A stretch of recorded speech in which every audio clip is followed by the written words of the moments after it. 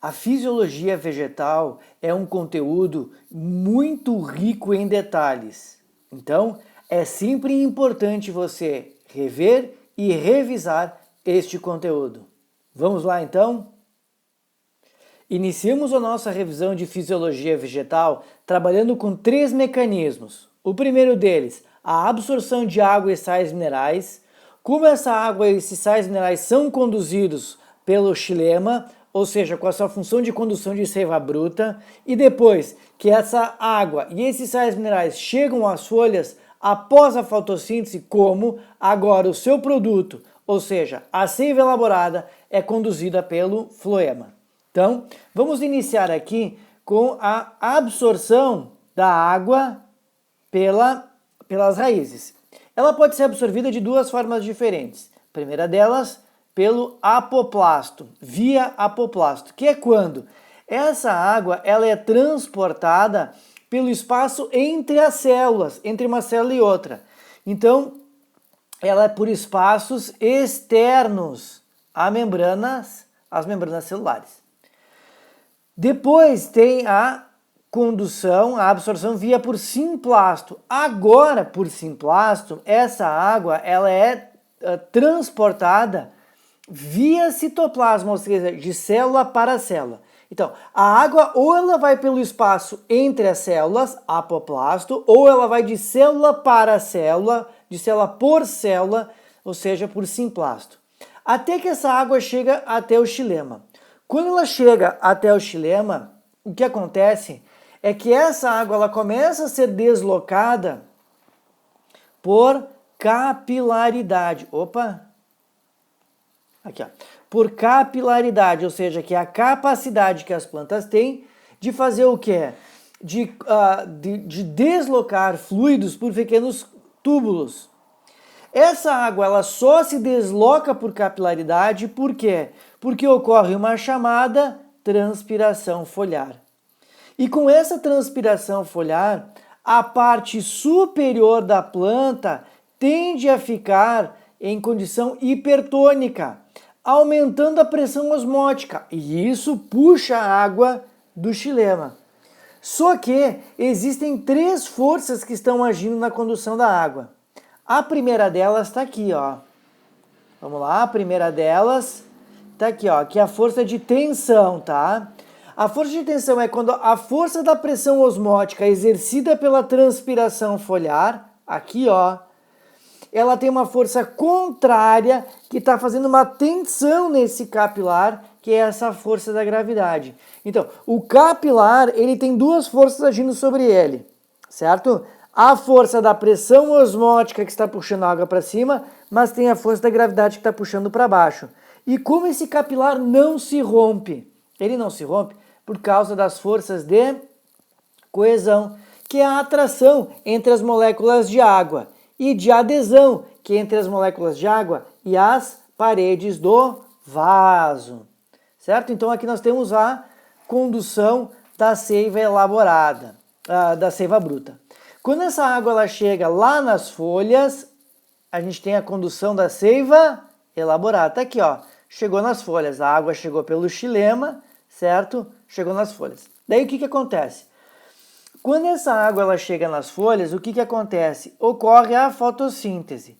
E a fotossíntese produz a glicose que ela é jogada para dentro do floema. Tá aqui ele, ó. Floema. Tá? Essa água é jogada para dentro, essa glicose é jogada do floema. Só que quando ela é jogada lá dentro, o meio tende a ficar o quê? O meio tende a ficar hipertônico. Isso facilita ainda mais a absorção de água, porque a parte superior da planta tende a ficar mais hipertônica. E isso faz o quê? Pega a água do xilema e passa para o floema, ó, porque o meio se torna hipertônico. E aí o que ele faz? Essa condução dessa glicose ao longo da planta, que vai sendo armazenado, utilizado nas diferentes vias metabólicas. E quando ele chega nos órgãos inferiores da planta, ou à medida que vai utilizando essa glicose, a pressão osmótica vai diminuindo. E aí o que acontece? A água volta para o xilema, porque na parte inferior o que está sendo absorvido? Água e sais minerais. Então aqui embaixo é hipertônico no xilema e o floema se torna hipotônico. Porque grande parte dessa glicose agora, ela vai ser armazenada na forma de amido, ó. E o meio fica hipotônico, fazendo com que ela retorne, ao xilema.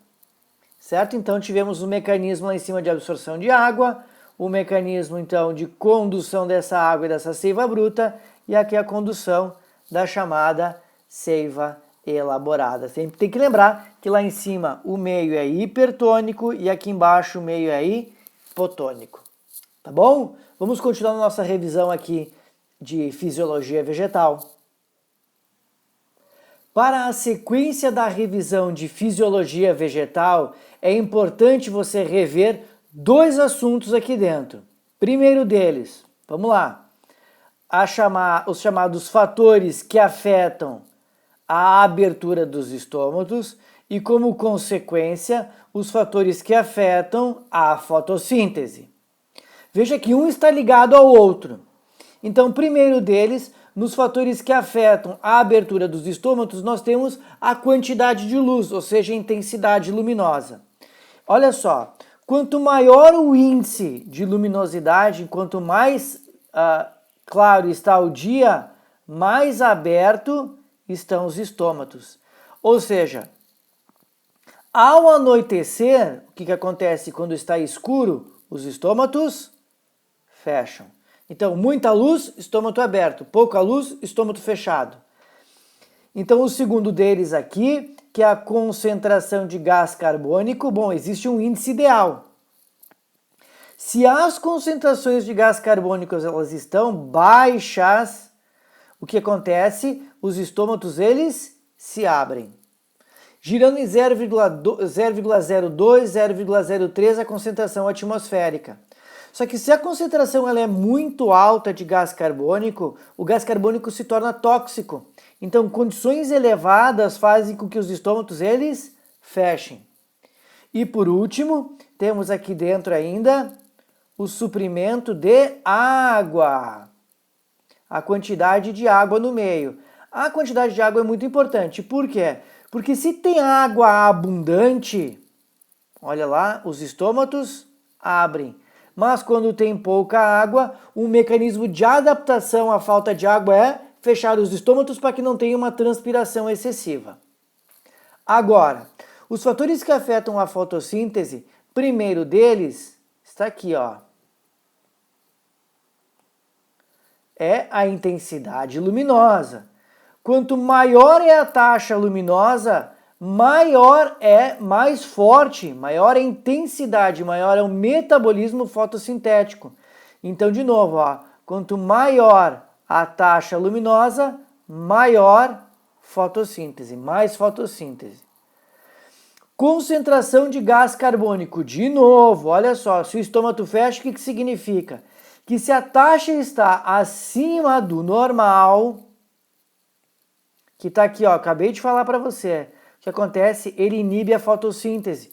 Por quê? Porque isso aqui está diretamente ligado, ó.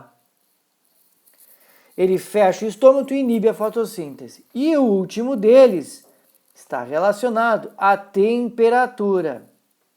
Tá? A variação de temperatura é extremamente importante para a fotossíntese. Então, quanto maior a temperatura, maior é a intensidade fotossintética. Quanto menor a temperatura, menor a intensidade fotossintética. Claro que cada planta ela é adaptada a um tipo de temperatura, e ainda mais que tem aquelas plantas metabolismo C3, planta metabolismo C4, todas as enzimas que atuam dentro da fotossíntese, elas têm um ótimo de temperatura, mas a gente sabe que chega no pico de ótimo de temperatura, é onde eu estou simbolizando aqui embaixo, certo? Do ótimo de temperatura para as condições fotossintéticas.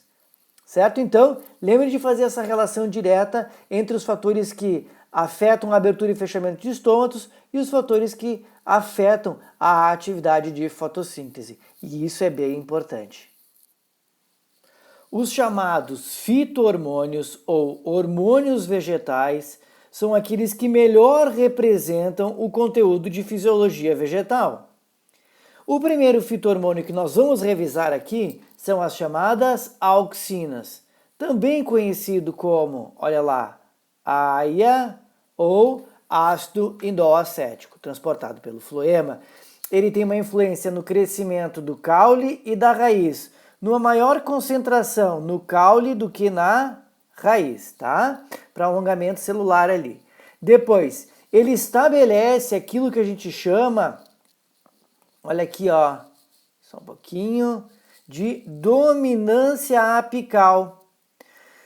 Porque as auxinas elas estão muito concentradas na ponta do caule e na ponta do raiz. Quando se faz a poda, por exemplo, se quebra a dominância apical, as auxinas se distribuem melhor e aí se estimula o desenvolvimento dos ramos, das gemas laterais, maior formação de ramos. Mas tem que fazer essa quebra da dominância apical. Em seguida, né, a formação de frutos, né? Então, nessa formação de frutos, se for borrifado, por exemplo, a auxina sintética, o ácido indol-acético, tu pode estimular a partenocarpia, a formação de frutos sem sementes, ou seja, um ovário desenvolvido sem que seja fecundado. Quando cai a concentração de auxinas, também ocorre a queda foliar, ou seja, a abscisão foliar. E tem o mecanismo do fototropismo. Por quê? Porque as auxinas não gostam de luz. Então, sempre que tu incide luz, ela vai para o lado do escuro, menos luz, fototropismo negativo, e estimula esse lado que tem mais concentração de auxinas que está no escuro, o crescimento. E aí as plantas ficam voltadas para a luz, tá? O próximo deles são as chamadas giberilinas. As giberilinas, então, terão um papel importante no período de floração, no alongamento do caule e promove a quebra da dormência de sementes. Já as chamadas citocininas são aquelas, olha que importante que eu vou falar agora. As citocininas são aquelas que atuam na divisão e diferenciação celular. Uma das principais funções deles aqui, divisão e diferenciação celular. Mas também atuam em períodos de floração e estimulam as gemas laterais e a quebra da dormência de sementes com a germinação. Mas ela evita a chamada senescência, ou seja, ela retarda o envelhecimento da planta, principalmente o envelhecimento foliar. Um clássico dentro da fisiologia vegetal é o gás etileno.